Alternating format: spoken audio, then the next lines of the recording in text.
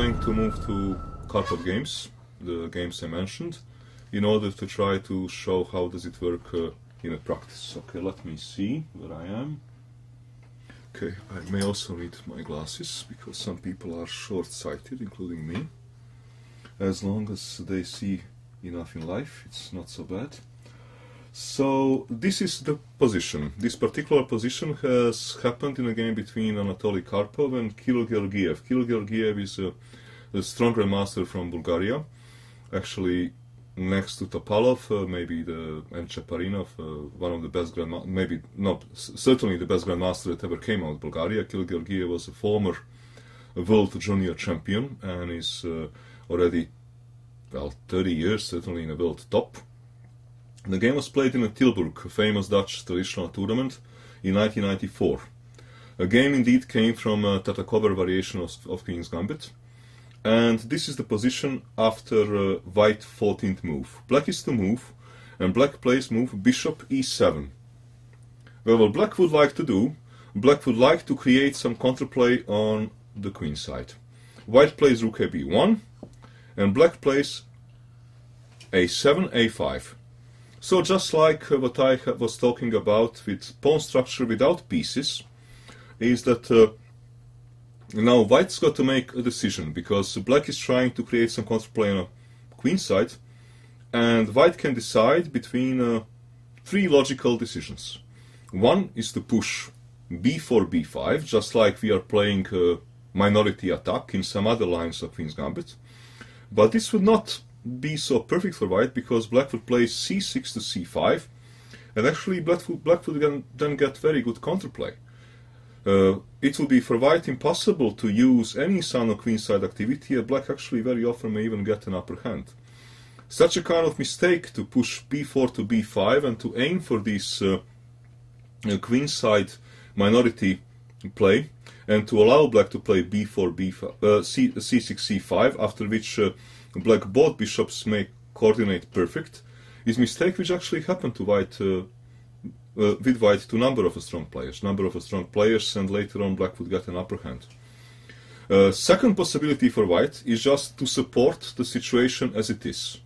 So basically not to take any dramatic decision and play a2, a3, just to keep the structure, keep the situation like it is.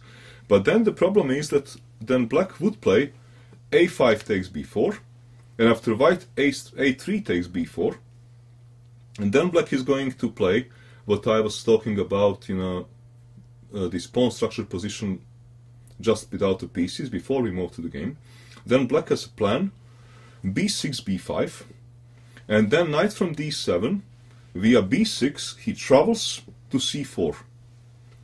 And then indeed black gets a dominant knight on c4, and black weak pawn on c6 becomes reasonably irrelevant. And very often then black even gets activity along the a file, playing rook h3, doubling his rooks, rook f8 to a8, and then later improving his bishop from b7 by playing bishop c8 and transferring this bishop to the queen side, to the king side, like for example to f5.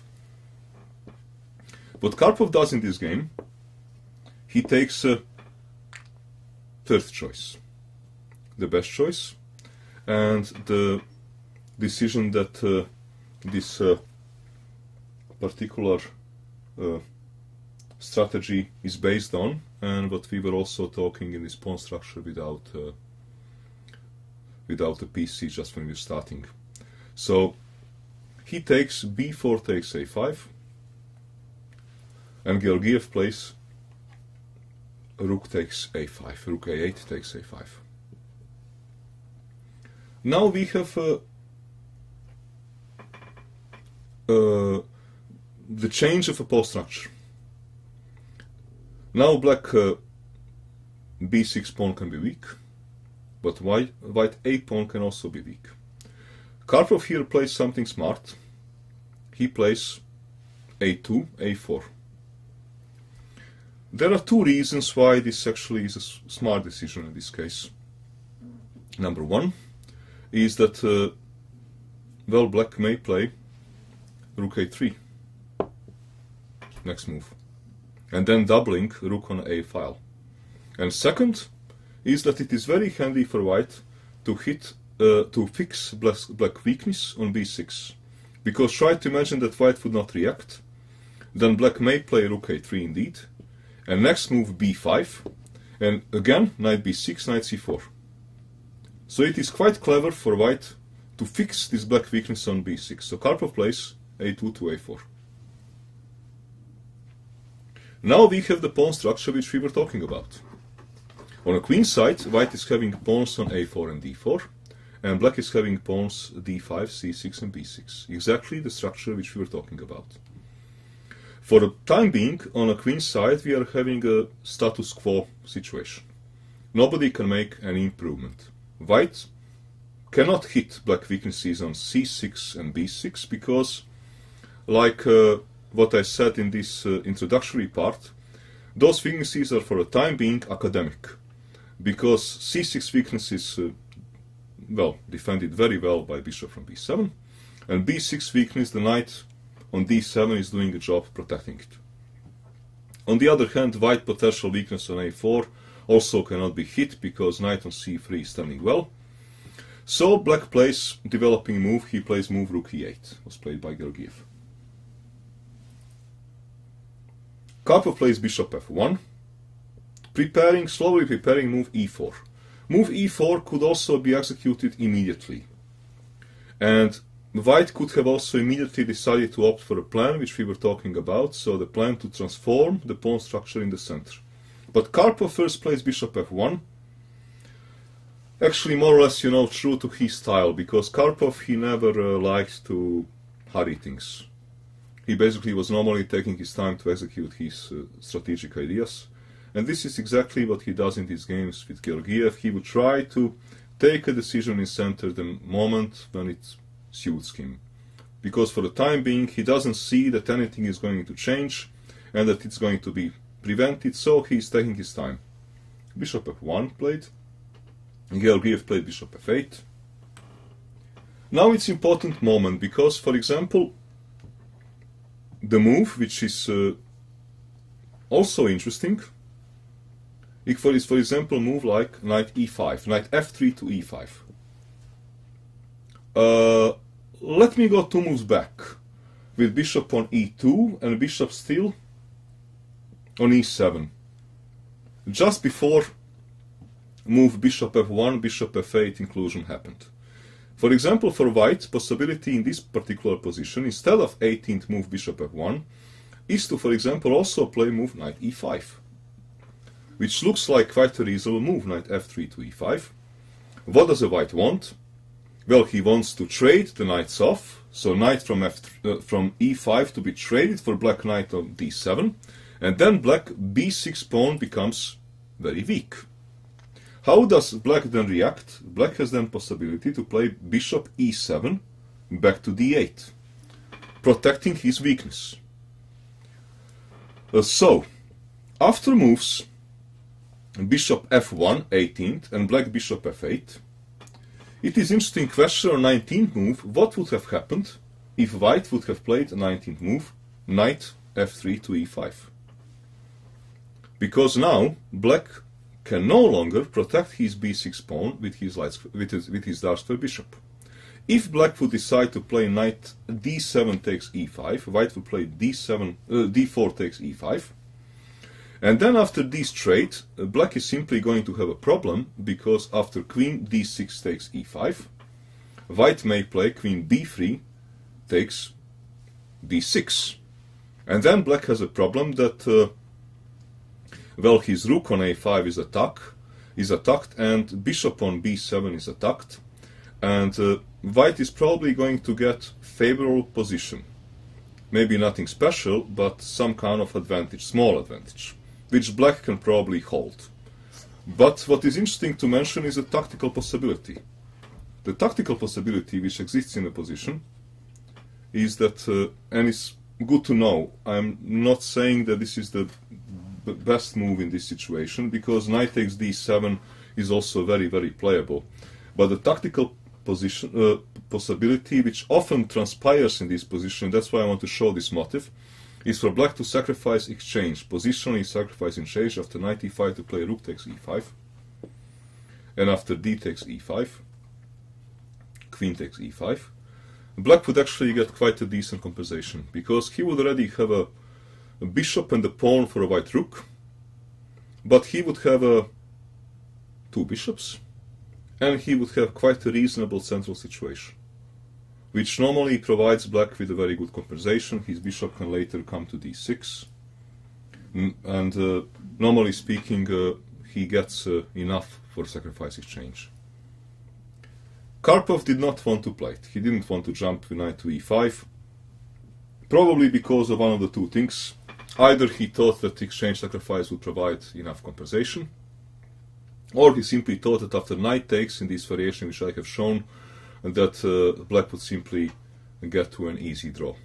And true to himself, he kind of keeps the tension. He plays move queen b3 to c2. Karpov always preferred to keep tension and to slowly prepare his plans. Georgiev plays move g6.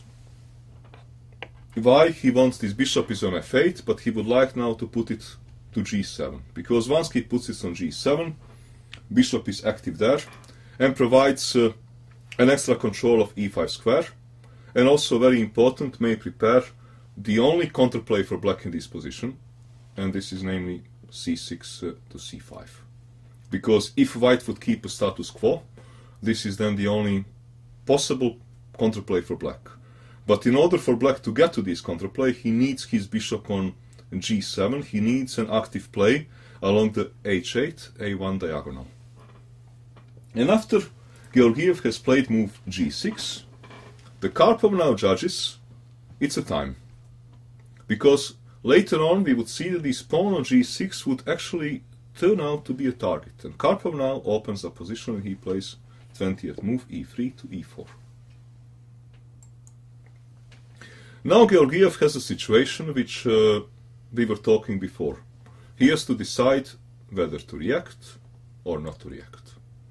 He decided to take d takes e4, so he decided for reaction. Other possibility was to play bishop g7, so not to react. Well, if he would have decided not to react, then white probably would have played move e5, taking more space. Then black would have a problem that if he will move his queen, let's say, to b8, I mean, he cannot move his queen to, let's say, some, well, he can, but moving his queen, let's say, to some other square would not be really very, he can also move it to c7, then the same thing would happen. He has two natural moves. One is, let's say, queen b8, which, sorry, actually, if he moves queen to c7, it's a blunder, because then I play knight b5 tempo, and I jump knight d6.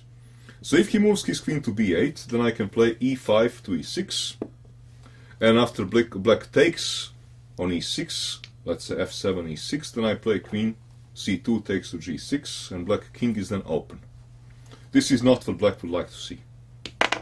So natural reaction would be queen e6, d6 to e6, but then white can play knight c3 to e2, threatening knight f4 with the attack, which is actually quite unpleasant. Well, now the normal decision for black is unfortunately queen f5. Try to trade the queen offs, but this does result in a damaged pawn structure through queen f5, g takes f5. White is basically better because white would lose his a4 pawn, but he would collect black f5 pawn. So after, let's say, some natural sequence of move like knight h4, and black plays rook takes a4, white plays knight h4 takes to f5, black plays bishop f8, white plays knight e2 to f4. White simply would have advantage in this resulting ending because black kingside is damaged, white has activity there, while black is not able to get enough activity on a queenside in order to compensate for this kind of damage. So on the 20th move, Georgiev decides to go actually for the decision to take a pawn on e4. not to allow white to pass with e4, e5 and to build up all this initiative on the king side. So GingerGM plays d takes e4, and Karpov plays 21th move knight takes e4, and now we are actually on this pawn structure which we were talking about. Now we are having two sides, having on a king side more or less most regular pawn structure after two sides have castled. 3 pawns versus 3 pawns. And on a queen side, white is having a4 and d4, and black is having, well, c6 and b6. Black is having potentially weak pawns on c6 and b6, and white is having potentially weak pawns on a4 and d4. As we would see in a practice in this particular game, and also in 2 games to follow, it is easier for white to actually get the activity and to prove weaknesses of black b6 and a6 pawn than for black to do the similar thing with white's potential weaknesses on a4 and d4. And very important is that white activity on 2 diagonals a2, g8 and b1 and h7 is going to play important role. I would say actually mortal role for Mr. GingerGM in this particular game.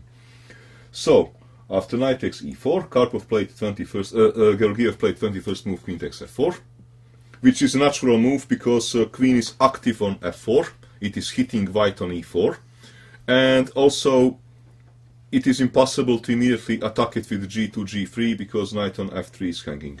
And Karpov plays a clever move, he plays a bishop from f1 to c4. He places bishop on c4, bishop is here on this most natural square, it is hitting black weakness on f7, and also what is very important, it should not be overlooked the fact that white has a knight on e4, but let's suppose that this knight is now removed, we take this knight of the piece. Well, white is threatening, queen takes g6 check, actually quite a big check. And this is something which black has to, well, pay attention to. So GingerGM plays move bishop g7. Which is natural move. He is hitting white d4, actually one of white only weaknesses in the position, and also in the case that white gets idea to sacrifice this knight somewhere, queen takes g4 would not be check. Karpov plays rook to e2.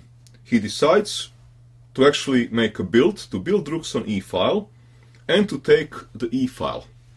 Which is, and once he takes the e-file, once white gets control on the e-file, then white would threaten all sorts of things, like entering with rook on e7 and different options.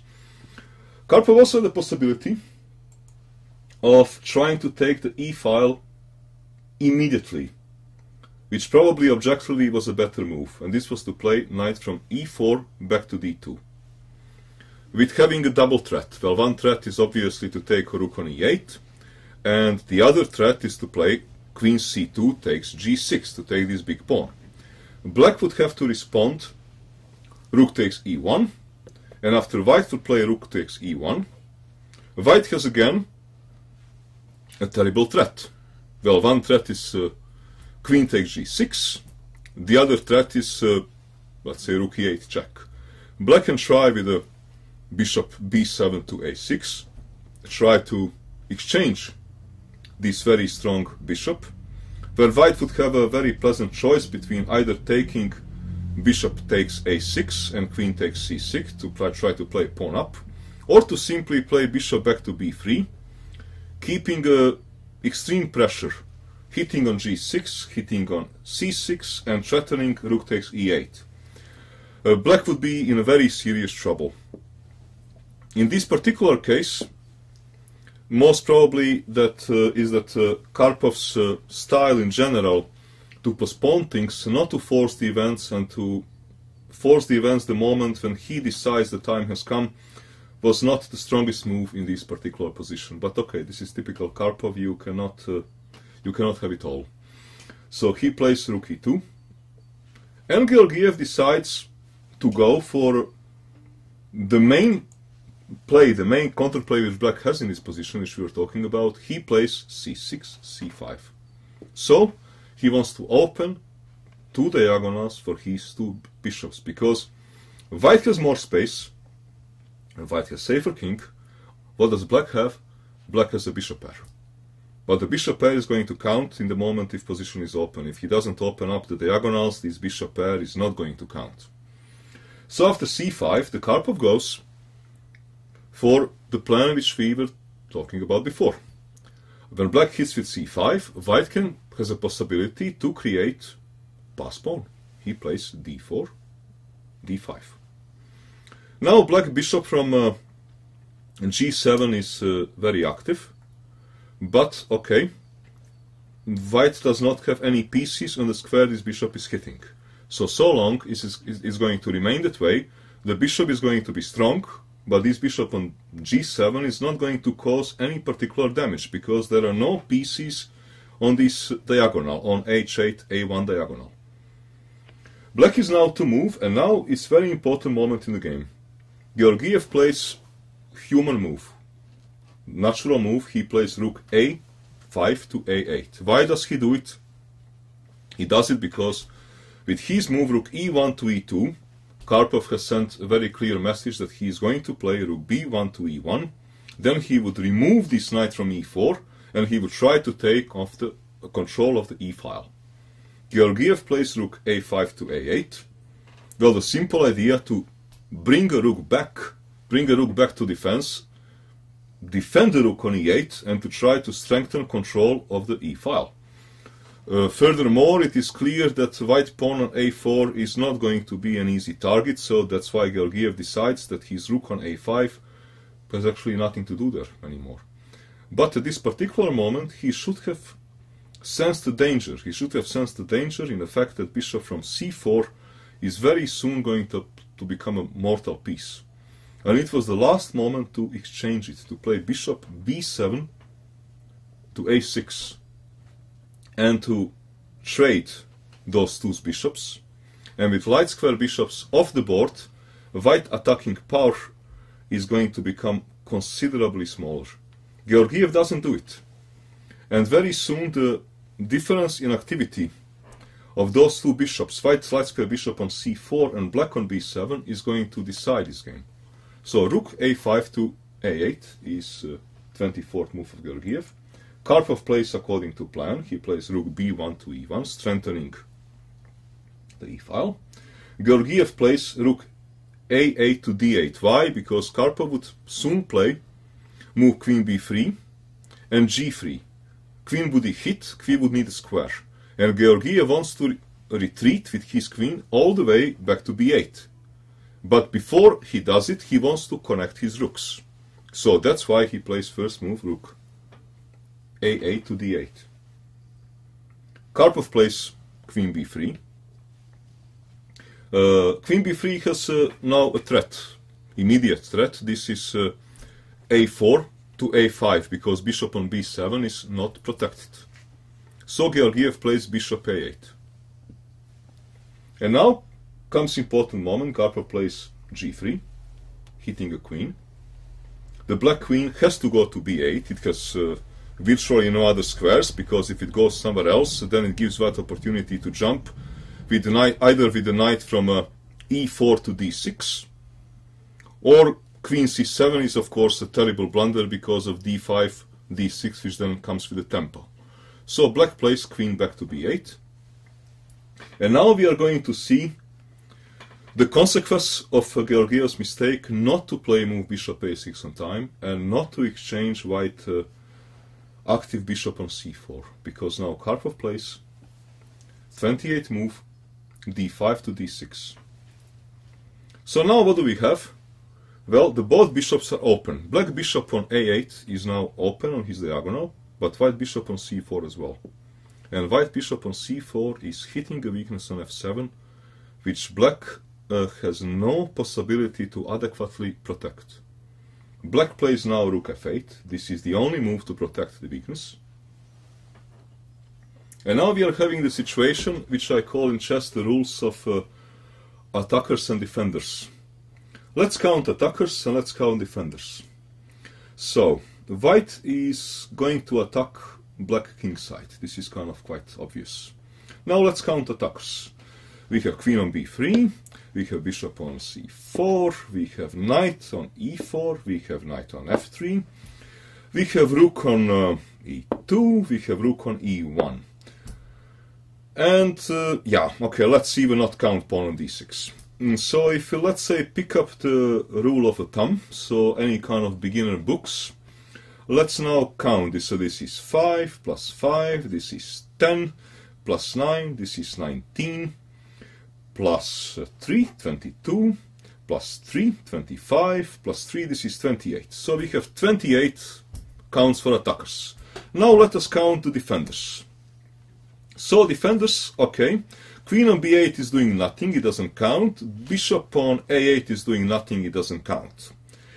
And so we have rook on d8, okay, which does defend. We have rook on f8, we have bishop on g7, we have knight on d7, we have pawn on g6, pawn on h6, pawn on f7, and very important, we have king on g8.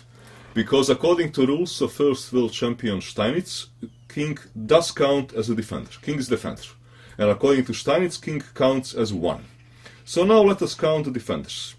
So we have 2 rooks, this is 10. We have knight, 13, bishop, 16. We have 3 pawns, it's 19. And we have a king, according to Steinitz, so we have 20. So attackers are outnumbering defenders by the rule by 8, which is actually massive, which is more than 2 pieces. It is almost 3 pieces. 3 attackers, 3 attacking pieces in a play, compared to not sufficient number of defenders. So, what does a Karpov do? He says, well, if I have so much of the attacking powers, which is working for me, then I might as well sacrifice one of them. And he plays bishop takes f7. Georgiev plays rook takes f7, only move, there are no other moves.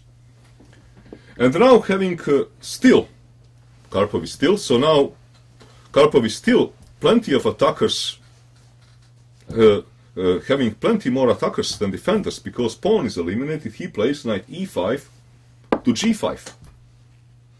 Georgiev takes the knight, what else can he do? H takes g5.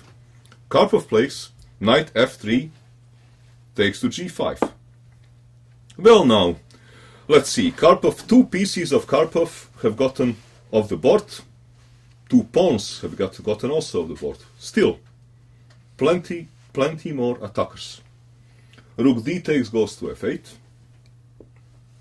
And now comes a move which is totally disturbing black coordination. Rook e2 goes to e8. Black cannot take this rook with his rook, obviously, because if rook f takes e8, then queen takes f7 comes. Check, and then rook takes e8. On the other hand, black does not have any satisfactory decision, because, defense. Because problem for black is that his queen is hanging on b8, and also white is threatening queen takes f7. Quite a big check. Black could have as well resigned here. He plays queen takes d6. White plays queen takes f7 check. Black plays king h8. Now, well, black is actually, technically, black is still having extra material. Black is material up. But white is to move. And now let's count again attackers and defenders. Now in a pure king corner. So in front of the goal, if you are going to use a football language, white is attacking with a queen, rook, and a knight. So white is attacking actually 9 plus 5. This is 14 plus 3, 17. Black is defending with a rook, bishop, king, and a pawn, because other pieces are not participating in the defense. So black is defending with 5 plus 3, this is 8, plus 1 is a pawn, this is 9, and Steinitz, it is 10. So again, attackers are really having a control here. Karpov plays knight g5 to e6. having a terrible threat of either taking on e8 or, much worse, queen takes g7 mate, which black cannot protect, and Georgiev has resigned. It is maybe a good idea before we move to the next game to just mention the important parts. So the important parts is that we have reached the pawn structure which we were talking about, so this pawn structure on the queenside. And then Karpov decided to break on time by pushing e4, opening a center. Georgiev decided to take on e4. And then actually the crucial point of the game was activity of a light square bishop of a Karpov and attack, the kingside attack, which did result from activity of this bishop. And the fact that Georgiev did not change on time, very strong bishop on c4, and this did prove really for him mortal. This bishop has killed him. Later on, the attack generated versus black king was swift and decisive. This is Grandmaster Damian Lemos here for onlinechesslessons.net. First of all, I hope you enjoyed this video. If you would like to receive more free chess videos from us, you can just click the subscribe button below. I would also highly recommend signing up for my free mail course, the 10 Grandmaster Secrets to Dominate Chess. During this exclusive course from onlinechesslessons.net, I'll share with you my own Grandmaster shortcuts to effective attacking, defending and growth hacks to improving your chess without complicated books or memorization. So sign up by clicking the sidebar on the right, and I know you won't be disappointed. Once more, this is Damian for onlinechesslessons.net, and I'll see you in my videos. Thank you.